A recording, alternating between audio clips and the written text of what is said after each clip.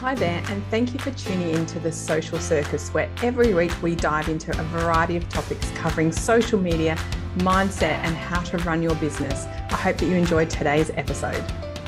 Hi there, and welcome to episode 5 of the Social Circus.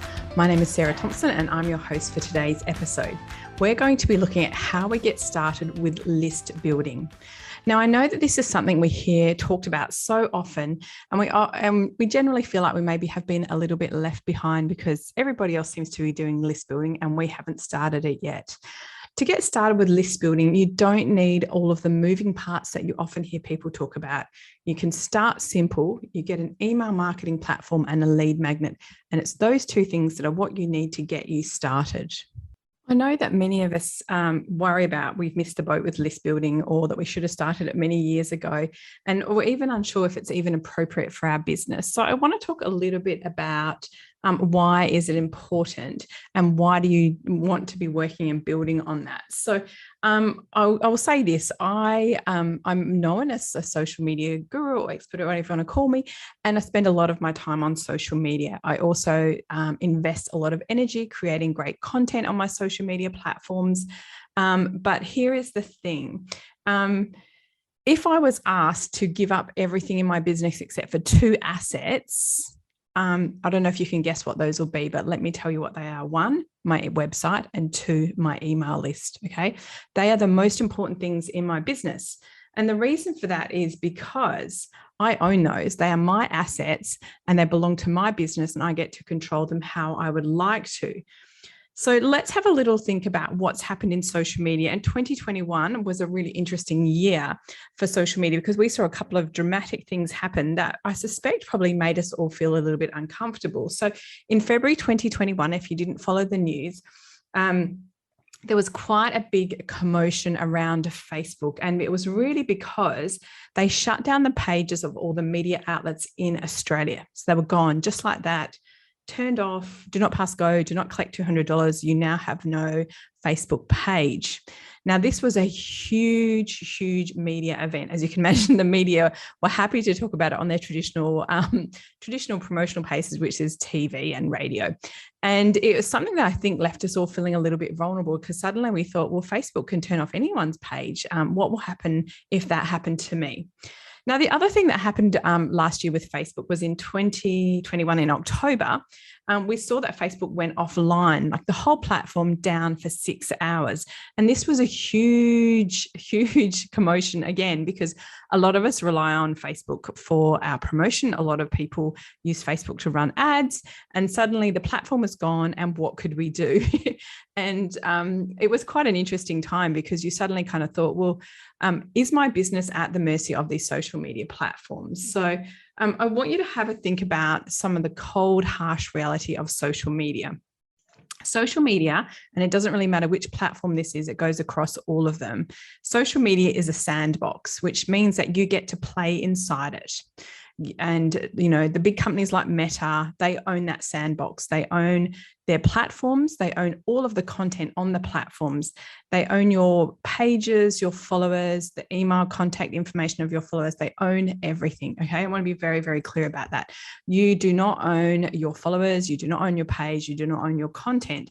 And I think it's really easy for us to forget that, because we're so busy investing in that we don't actually realize that this is not our part of our business. We use it so frequently and it becomes like this important asset in our business, but it's not actually something that we own. So we play in the sandbox at the discretion of the platform that runs it. And typically that's Meta, who own Facebook and Instagram.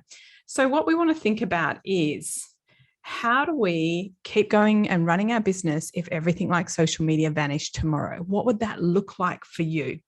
Okay, so it probably feels really terrifying, because we all spend a lot of time and energy and probably money on social media. So if it was gone, what would we do? Now, if you follow me on social media, you will notice that I probably post 3 to 4 times a week on both Facebook and Insta, which are my preferred platforms. I post organic content that asks you to come and join my email list. So I have a variety of different lead magnets that ask people to opt into my list. And the reason that I do that so deliberately and so frequently is because I am aware that I do not own the platform. I do not own my followers. I do not own anything on there. But remember, going back to what I said earlier, I do own two things, my website and my email list. So if I can get people off the platforms onto my email list, I'm really making my business very robust and very strong and very resilient to those constant winds of change that we feel in social media. So if you've noticed me doing that, it is very intentional because I want to grow my email list. I want to get my fans and followers off the platform onto my list where I can communicate with them more intimately and I can maintain a relationship regardless of what goes on outside. Now, if listening to all this really makes you feel a little bit vulnerable, then keep tuning in because we are going to be talking about list building and how do we get started with it.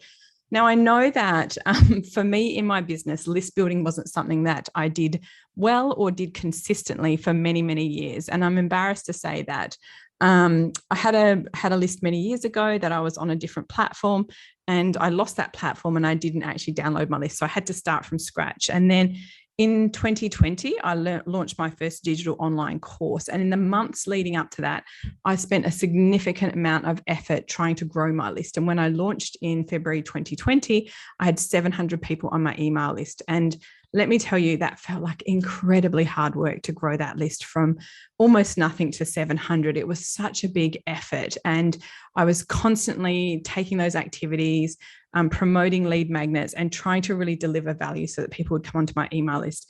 It felt very slow and it felt very hard. But what I want to say to you is this, it will pay off. So my list is in the multiple 5 figures now. So 2 years later, I have a really big list, a really robust list. Now, the thing with list is it can be considered a bit of a vanity metric. Like I've got, 7,000 followers on Instagram and I've got 25,000 people on my list. It sounds like a vanity metric, but in this case, your number is quite important because we know that there are certain, let's just call them maths statistics that we can't fight. And so it is really important that you have a list, but it's also important that you have a list full of people who are your ideal customer, people who will be fans of your business, people who are interested in buying from you.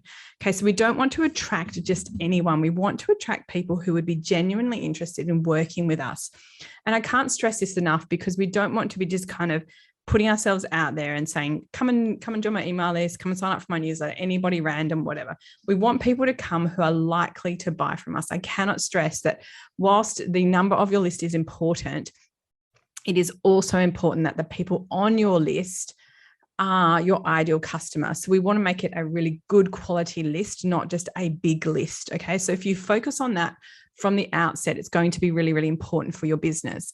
And whilst I felt like my list building efforts in the past have been slow, I certainly feel very confident that the people on my list are the right people for my business. So let's talk about how do we identify who our ideal customer is. In your business, it is key that you know who you want to work with and who is really a perfect fit for you and your business. And I have to say, I will probably do a whole episode on ideal customer, but I want you to think about this. Who is it you like working with? Who do you find loves what you have to sell, loves your offers, really resonates with you and your brand? If you have people like that already, you want to find more of them like that. So it's a really good idea to put together an avatar of who it is that you want to work with. And I have got mine very clear in my business and have done for many years now, but I have a background in marketing, so that makes logical sense. So we know who we want to work with and who we want to attract. So we want to make sure our list attracts those kind of people. And hopefully when you look at your social media insights, you'll be able to see already what kind of a people you have attracted. So my business by and large is focused on female entrepreneurs. That's not to say I don't work with men. I absolutely do. But I know that most of my audience is female. I have very feminine branding. I'm a woman and people naturally resonate with me more because of that. So I know when I look at my Facebook and Insta insights, about 75 to 80% of my followers are women. And I know that when I do my list building, I focus on those same female entrepreneurs. So I'm very clear-minded about that. And it's really, really important that you are as well. So to get started, let's talk about how we get started with our list. So we know who our audience is, and we now want to attract them onto our list. So in years gone by, and I will say many years ago, it was acceptable for you to simply put on your website sign up to my newsletter to get regular updates. Okay. And I do still see some websites that have those on there, but I want to be really honest about that. That doesn't really work anymore. People are too savvy and will not simply give you their email address so that they can get your newsletters. Okay. So be very clear about that. It is okay to say to people, sign up to my newsletter to get, to be the first to hear about my great offers, to be the first to hear about my specials, to be on a special VIP list. So you can say that, but you want it to be very enticing. What we typically do is we want to have what we call a lead magnet. Now, lead magnet is a marketing term. So if you haven't heard that before, don't panic. It's very straightforward. It simply refers to something that you give to your ideal customer or your audience in exchange for them giving you their email address. So it's a transaction. I will give you this free discount, ebook, video, whatever it is, and in exchange, you'll give me your email address. Now, we know that lead magnets work when they speak directly to our ideal customer. Now, you want to think about what is it that you have to promote or sell in your business, and what do people need to know before they engage with that. Okay. And that's one of the really big secrets about lead magnets is what is the first step that they take before they need to buy your course or to coach with you or whatever that looks like in your business. So let's have a think about what that would be, because we often create lead magnets that have no relationship to products that we already have in our business, typically digital products, to be fair, but they can work really, really well if you do coaching, group courses, masterminds, whatever it is that you do, it can work for all of those. And we want to think about, what do people typically ask us to have a think about when people engage with you? If you're selling, let's say you're selling your one-on-one coaching packages. Now, people want to know what value they're going to get from that. And so they're often stuck before they start coaching. So think about your audience and what are they stuck with right now? And what could you give them that would help move them forward and also would demonstrate your expertise? And that's one of the really big key things. So think about, where do they start and what do they need next? So I have quite a few lead magnets in my business, and I've definitely worked hard to grow them over time. But here's what I've found. People often start at a lower level than what you think they're at. So I'll talk about a couple of lead magnets that I've got that have worked really, really well. So I've got a lead magnet that's called 15 by 15, and it's 15 digital marketing activities that take less than 15 minutes each. Now, the reason that I started that is that most people are overwhelmed with marketing. They feel stressed about time and they feel like, I don't know what to do, so I do nothing. And the idea with that 15 by 15 is it gives them a bunch of tiny ideas that they can take to move their marketing forward without investing hours and hours of their time and energy. Now, that's a really popular lead magnet. I'll pop the link to it in the show notes so you can have a look at it. But what that lead magnet does is it gives some people some confidence that they can do some marketing, and it gives them confidence in me and my capabilities as a coach and digital marketing expert. So it does a couple of things. Now, the great thing about that lead magnet is it's quite generic and it actually flows into a lot of my courses, but I have it flow into my Marketing Fundamentals Masterclass. And the reason that I do that is most people who download that lead magnet don't feel confident about marketing and they don't feel like they understand it. So it's a really nice lead in. Here's some ideas. If you don't kind of get that, here's this marketing masterclass that will walk you through how to understand the fundamentals of marketing. It's a really nice fit. I also have a really popular lead magnet, and it teaches people how to create reels in Canva in just a few minutes. Now, it is a video class. So when people sign up for the free lead magnet, they get a 20 or 30-minute class that explains to them how to do that. Now, the great thing about that is it really appeals to my audience, because I know that my audience isn't excited about jumping onto reels, pointing and dancing and things like that. It just feels silly. So I'm giving an option that's really, really simple and straightforward. And the good thing about that is people love that class. They get really good feedback from it. Now, that leads into perfectly my Canva classroom classes, which I've got 4 or 5 classes in that. And it's a really natural fit if people kind of go, oh, I love that. But when I was watching her class, I didn't feel super confident. So maybe I need to learn Canva a little bit more so they can buy my Canva classroom bundle. So you can see how those lead magnets directly lead into something in my business that's going to help take them to the next level. Now, this is where it's really easy to go wrong, and I don't want you to do that. I want you to think about what's your audience first step before they step into working with you, whether that's through a digital product, whether it's through coaching or group coaching or whatever that looks like in your business. So lead magnets are really, really important, and they can work really, really well. But I will say this, I think I've got about 12 or 15 lead magnets. They all get a rotation, and I always kind of zhuzh them a little bit and play around with them because they don't always work well all the time. So I've got one that's a Christmas webinar. It's got like 25 content ideas to post during Christmas. That obviously I only promote during October and November because no one else is interested in Christmas at any other time. So it works really, really well. So I want you to think about that.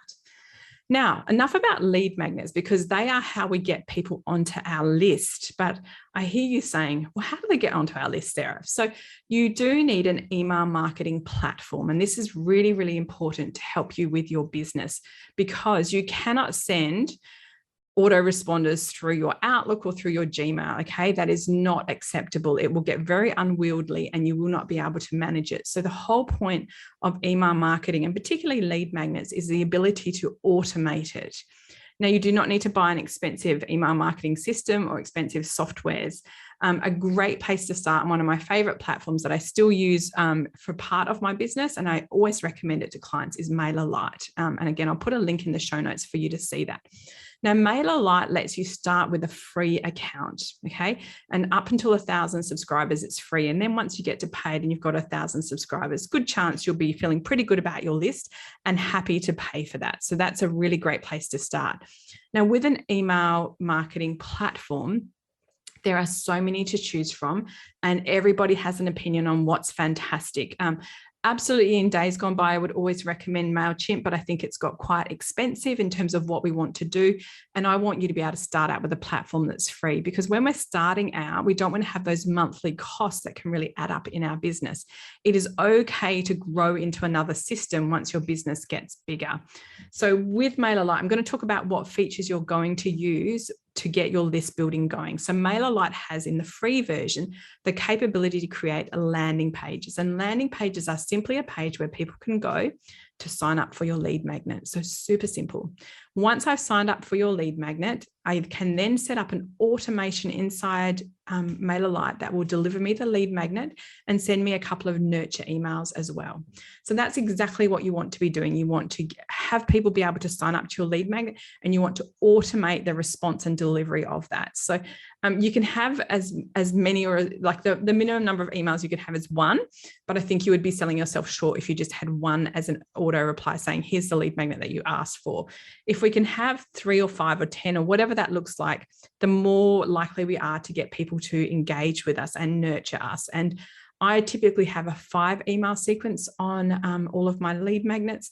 I have toyed with the idea of having more, but I just haven't had capacity to get to that. And that's the only reason why. So start simple, start with 1 lead magnet, 1 landing page, and 1 auto reply that delivers it. Once you've got confident with that, you can start building it out a little bit more. So that's sort of the basics of how we get started with list building. It does not need to be complicated. It does not need to be sophisticated. And above all, it does not need to be perfect. The point of lead magnets is we often test them and we can play around with them. I've got a lead magnet that I had in my business for years that was appallingly performing, and I renamed it and it suddenly started working really, really well. So remember, don't kind of think it's one and done. We want to test it with our audience. We want to try things out, see what appeals to them. The 15 by 15 lead magnet I've created has been so popular, and it has been a really good funnel in terms of leading people into my marketing class because it's really simple and straightforward. So think about what you can create with ease and without trying too hard. Now, I hope that you found today's podcast episode really, really useful. I do want to give a little plug for my upcoming course that I have running. So this course runs as a live round, and it also runs, if you miss the live round, you can purchase as an evergreen. So the course is called List Builders Lounge, and what it involves is taking you through the steps that you need to build your list quickly and easily with Facebook ads. And so what that's going to involve is it's going to be, I think, 5 modules. The first module is how to create a great lead magnet, and I'll even give you templates in that as well. The second one is, how do you create a landing page for your lead magnet? So what is the structure? What is going to convert really well? We then want to look at, how do we create an email funnel or a sequence of emails that will nurture those new people onto our list and get them really excited about being part of our tribe. We then want to use Facebook ads to create that momentum. So our list building is going really quickly every single day. Now, if you've just panicked when I said Facebook ads, I do teach you that process in this program. And I will also teach you how to get your Facebook ads to pay for themselves. And that's a process called using a tripwire. And a tripwire is a low value product that you can add to the thank you page on your lead magnet, and people will opt into it, and there it makes your ads really low cost or free. So if you're interested, this course is perfect. If you want to get started with list building and you feel a little bit overwhelmed, you'd love to be using Facebook ads, but you do not have much of a budget, this is absolutely perfect for you. So I want you to go to my website, onlinesocialbutterfly.com.au/LBL for List Builders Lounge. Okay. And I'll put the link in the show notes if you didn't catch that, but I'd love you to come and join the live round. And like I said, if you're listening to this podcast down the track and you're not available to join the live round, I only run it live once a year, but I always have it available to purchase as well. So List Builders Lounge is something I'm very excited about teaching. And I know that you'll get such great value because we want to build our list in a way that's quick, that makes us feel like we're moving forward. So that's really, really important. So thank you so much for tuning into today's episode. It's been really fun talking to you all, and I hope that you feel excited and a little bit confident about starting building a list with your business. So until next week, have a great day. Thanks so much for tuning in to The Social Circus. As your host, Sarah Thompson, I am thrilled that you've chosen to spend your time hanging out with me. I would be so grateful if you could spare an extra moment to go and leave me a review on your favorite podcasting platform. And if you even felt more excited, you could share my podcast with your friends who you think would get great value from it. Thanks so much again for tuning in.